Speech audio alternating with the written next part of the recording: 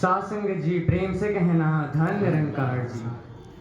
So first of all, I would like to say that I'm really grateful to here standing in front of all of you because I was pursuing BTech from outside of town, so I just got time now, so I'm here in front of all of you. So as I speak of Guru Vachan, so Guru Vachan is not only meant for speeches or gatherings only. It is meant for daily life, for the way we think, for the way we speak, for the way we treat others. Sadhguru teaches us that spirituality is not just about rituals only. It is about becoming a better human being and make others be in the way of yours and make others also a better human being. Treat others the way you want to be treated and treat others equally because every human being is a child of the own divine and we all have a right to treat like one only.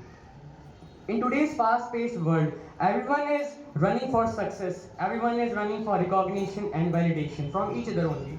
And but Guru Vachan gently reminds us that true peace is not found outside. It is the reflection of our own. It is discovered within. And this inner peace begins when we recognize the Nirankar, the formless divine present omniwhere. It is omnipresent and we should always discover it firstly. And if I elaborate the same in Hindi, then it would go like this. गुरु वचन हमें यह सिखाता है कि सच्ची भक्ति केवल शब्दों में नहीं बल्कि व्यवहार में दिखाई देनी चाहिए. हम कैसे सोचते हैं, हम कैसे बोलते हैं और दूसरों के साथ हमारा कैसा आचरण है, यह बहुत ही ज़्यादा महत्वपूर्ण है.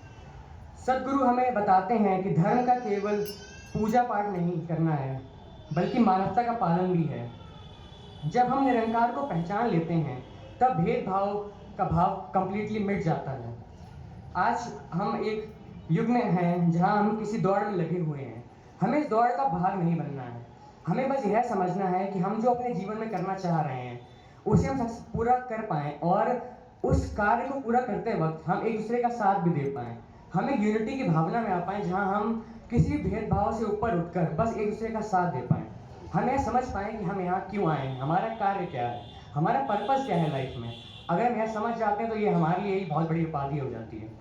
एंड आज इस युग में हमें बस यही स्मरण करना है कि हम शांति बनाए रखें, हम एकता बनाए रखें और संत निरंकारी मिशन का जो एक संदेश है कि प्रेम, एकता और सेल्फलेस सर्विस, मतलब जो हमें कार्य नहीं भी मिला है अगर हम वह कर पा रहे हैं, अगर हम खुद के लिए असाइन कर पा रहे हैं कि जो ड्यूटी हमारी एज ए ह्यूमन बीइंग है, एज अ कार्य जो हम कर सकते हैं एक दूसरे के प्रति, जैसे कि कोई भाव अगर मन में आ गया कि सामने वाले के लिए हमें एक ऐसा कार्य कर देना चाहिए जिससे उसका भला हो सकता है या जिससे अगर भला ही नहीं सही पर हम कुछ ऐसा उसके जीवन में कर सकते हैं जिससे उसके जीवन में कुछ सुख आ सकता है, तो हमें कर देना चाहिए.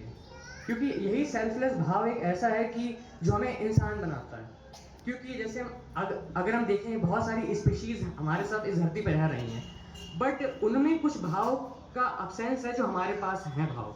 जैसे वो सेल्फलेस भाव को कम समझ पाते हैं, वो एक दूसरे की सहायता की तरफ कम ध्यान दे पाते हैं क्योंकि उनका जो मेन फोकस है वो उनकी खुद की लाइफ के ऊपर है.